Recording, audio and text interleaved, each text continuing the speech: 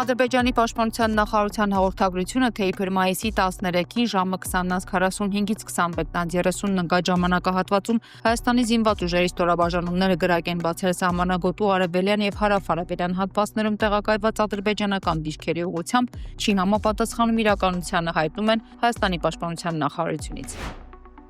Ժողովուրդ օրաթերթը գրում է. Քաղաքացիական պայմանագիր խմբակցության պատգամավոր Հայկ Սարգսյանի հեղինակած աղմկահարույց օրենքի համաձայն, որով առաջարկվում է 27 տարին դրացած ու պարտադիր զինվորական ծառայություն չանցած քաղաքացիներին ազատվել քրեական հետապնդումից, փոխարենը ծառայության անցնելով եւ կամ ազատման համար համապատասխան վճար կատարելով ունի հստակ սահմանված գումարի սահմանաչափ։ Այդ օրենքը հետախուզման մեջ գտնվող 27-ից 37 տարեկան քաղաքացիներին հնարավորություն է տալիս ազատվելու քրեական հետապնդումից եւ անցնելու զինվորական ծառայության ստորև նշված եղանակներով 24 ամիս ժամկետով, 12 ամիս ժամկետով եւ 2.5 միլիոն դրամ պետբյուջե վճարելով, 6 ամիս ժամկետով եւ 5 միլիոն դրամ պետբյուջե վճարելով, 1 ամիս ժամկետով եւ 8 միլիոն դրամ պետբյուջե վճարելով, զինվորական ծառայության փոխարեն 15 միլիոն դրամ պետբյուջե վճարելով։ Ժողովուրդ օրաթերթը դիմել էր Հայաստանի պաշտպանության նախարարություն տեղեկանալու, թե 27 տարին դրացած քանի անձ է դիմել ՊՆ վճարել համապատասխան գումարն ու կրճատել պարտադիր զինվորական ծառայության տարիները։ Պաշտպանության նախարարությունից ուղարկված պատասխանում ասվում է հետևյալը.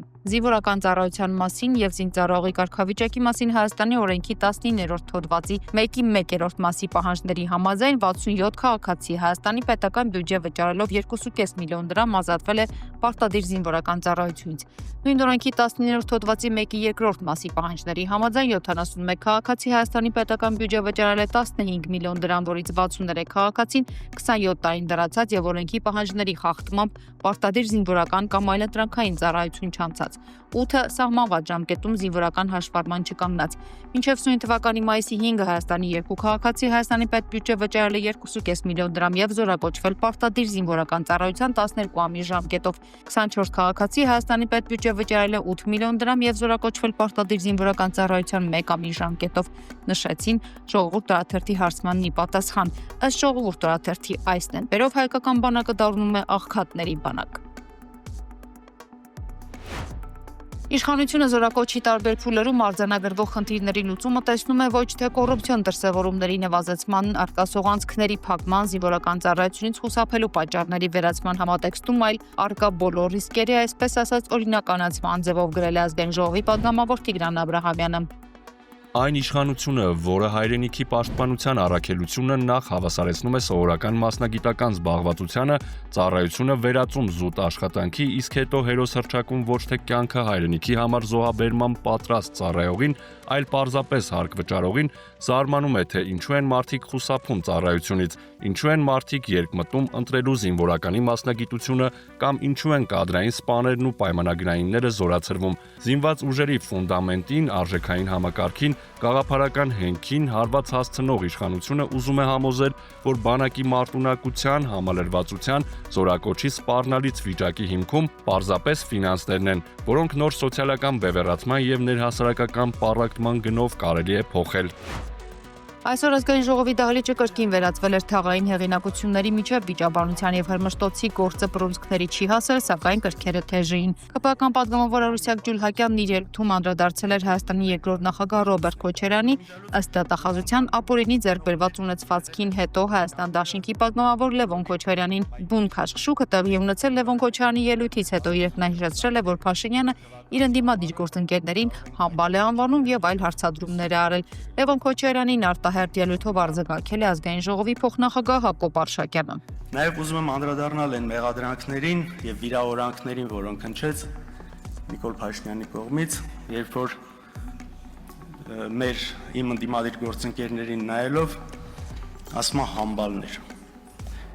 Հիմա հաջորդ օրը ինքը գնաց Մոսկվա, եթե չեմ սխալվում, ինձ հետաքրքիր է դուք ինքը նայել եք այդ տեսանյութերը։ Հիմա ով է համբալել է։ Կամ Ալեն Սիմոնյանը, որ իմ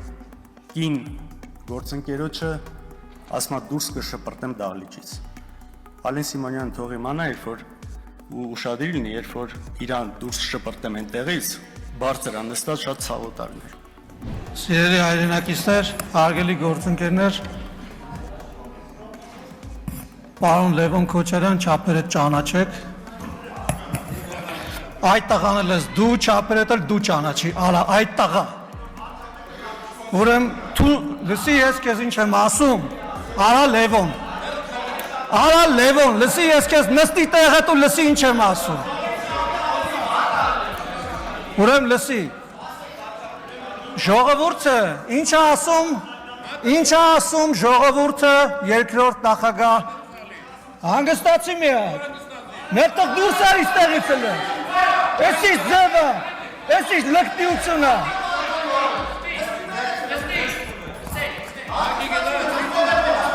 Հանգստացեք մի հատ։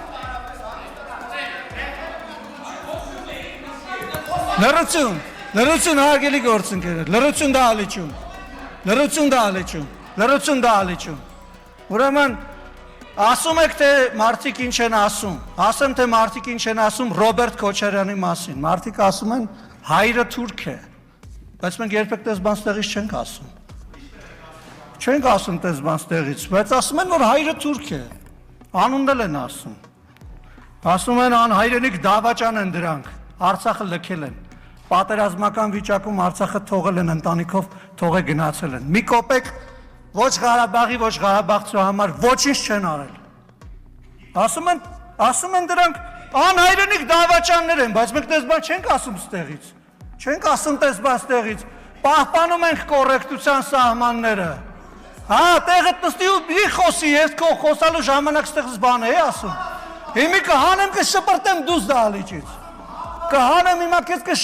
դուրս դա ալիճից, որովհետև դու խանգարում ես իմ ելույթը Լևոն։ Հանգիստ նստի տեղդ, մատդ էլ իջացրու, հանգիստ, քո խոսքի ինձ հաճելի չէր, բայց ես նստի տեղդ, լսի դու ստեղից խոսացողին չես կար անդհատես, տեղդ նստի, հանգիստ պարոն Լևոն, հանգիստ,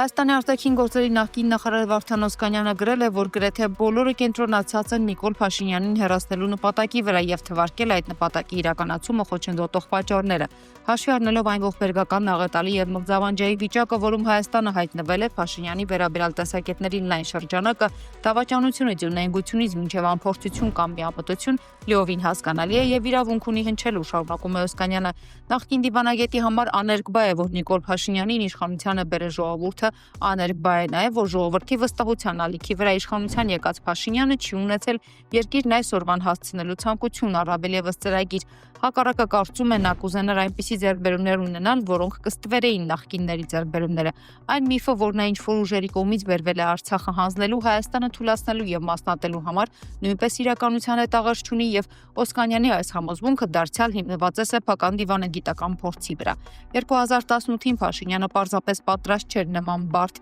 տարածաշրջանում պետություն ղեկավարելու մարտահրավերներին։ Նա անփորձ էր, անտեղյակ, ապաշնորհ չէր տիրապետում միջազգային հարաբերություններին եւ դրա հետ մեկտեղ ավելորդ ինքնավստահ էր նա տապալվել է հենց այս պատճառներով որևէ այլ դավադրություն փնտրելն անիմաստ է եւ անպտուղ հավելել է դիվանագետը։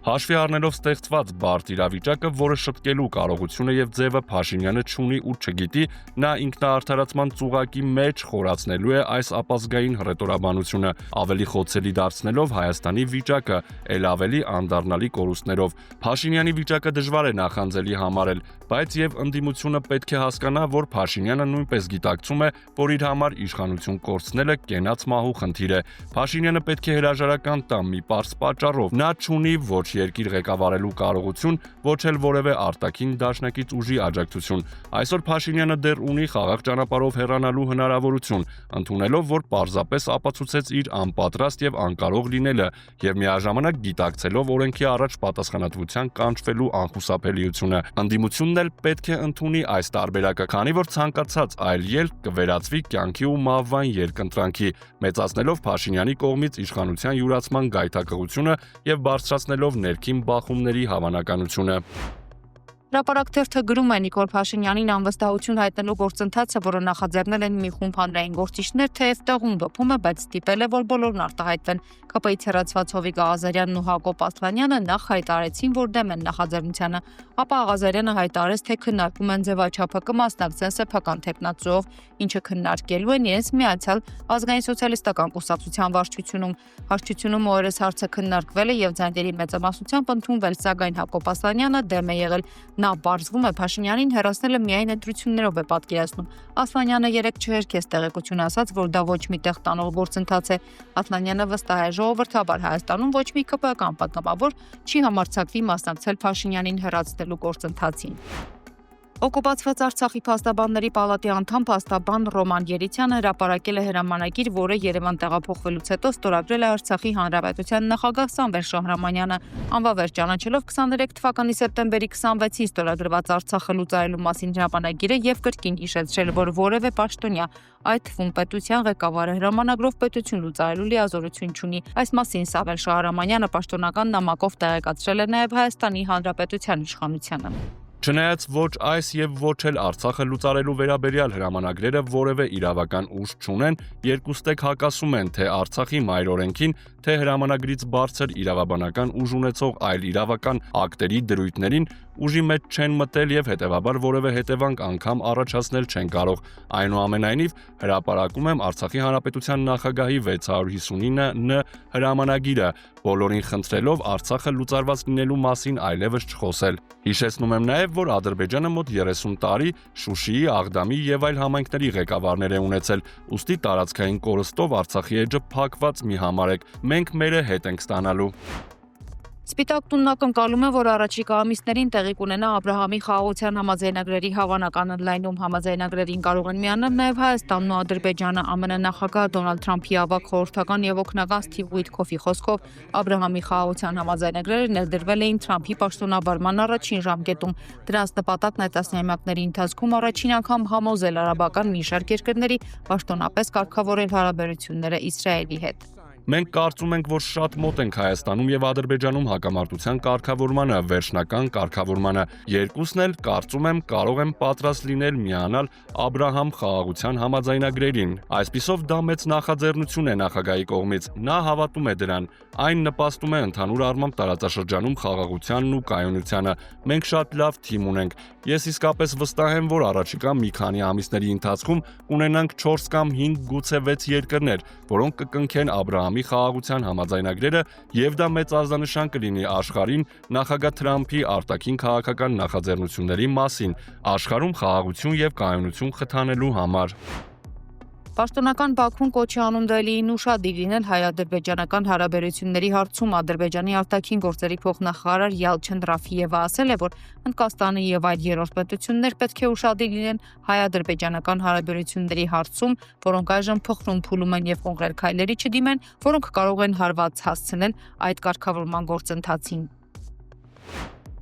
Ռուսաստանի պատվիրակությունը կսպասի Ուկրաինայի ներկայացուցիչներին Ստամբուլում հայտնել է Ռուսաստանի նախագահի մամուլի քարտուղար Դմիտրի Պեսկովը։ Այնուհանդերձ նա չի մանրամասնել Ռուսաստանի բանակցային խմբի կազմը, նաև չի նշել հանդիպման մեկնարկի ստույգ ժամը։ Բացի այդ, Կրեմլի քարտուղարը հրաժարվել է մեկնաբանել Ուկրաինայի նախագահի այն հայտարարությունը, թե ցանկանում է անձամբ հանդիպել Ռուսաստանի առաջնորդի հետ։ Ուկրաինայի նախագահը հայտարարել էր, թե Ստամբուլում այս շաբաթ կսպասի Վլադիմիր Պուտինին։ Ռուսաստանը կարող է անցնել քառօրյա աշխատանքային շաբաթվա, դա կարող է հնարավոր դառնալ նոր տեխնոլոգիաների կիրառման շնորհիվ, ասել է Պետդումայի աշխատանքի հարցերով հանձնաժողովի ղեկավար Յարոսլավ Նիլովը։ Նրա կարծիքով ժամանակի ընթացքում մարդիկ ավելի շատ կհանգստանան։ Պատգամավորը կարծում է, որ դա հնարավոր կլինի ճկուն զբաղվածության, այդ թվում հեռահար աշխատանքի, նաև տեխնոլոգիաների եւ նոր լուծումների ավելի լայն կիրառման շնորհիվ։